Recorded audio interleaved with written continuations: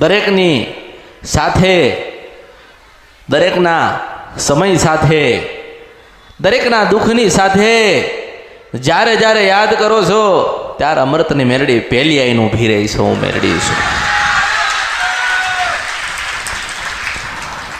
દેશ હોય કે પરદેશ હોય, જે કોઈ ભક્તે મેલડીને યાદ કરી છે, સાચા ભાવથી યાદ કરી, અમૃતની મેલડીને હૃદયમાં બેહાડીને યાદ કરી, સાત દરિયા પાર હું મેલડી મારા ભક્તના દર્શન આપવા જાઉં છું, જાઉં છું, જાઉં છું ને જાઉં છું.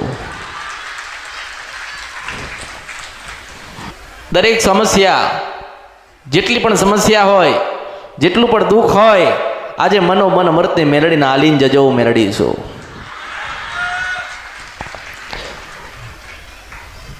પણ ભક્તિ કરજો, ભરપૂર ભક્તિ કરજો, ભરપૂર સેવા કરજો.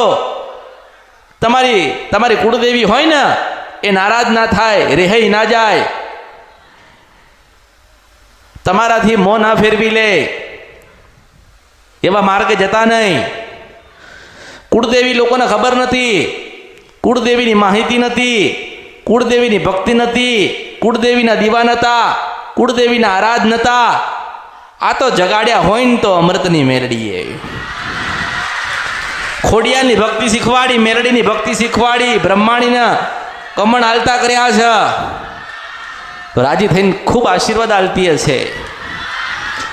મેં તો મારા પુનરુદ્ધનું કામ અમૃતની મેરડીએ તો કરી દીધું ને કરું છું. કે કાળકા હોય તો જરૂરથી મનાવજો, મેરડી હોય તો જરૂરથી મનાવજો. મંગળવારના ઉપવાસ કરશો, મંગળવારની આરતી કરશો તો તમારી કુળદેવી રાજી થઈને તમને આશીર્વાદ આપત છે. હું મેરડી છું.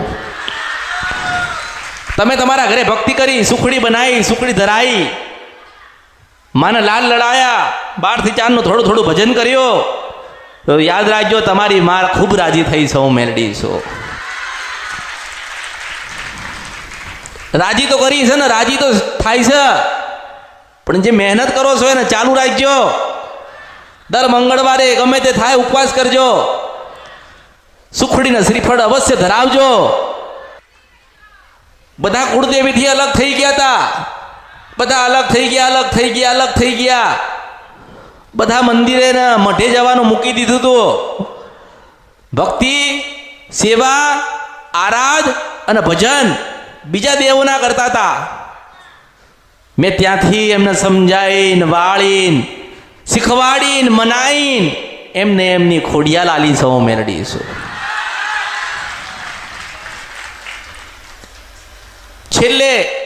છેલ્લે તો કુળદેવી પાસે જવું પડે, જવું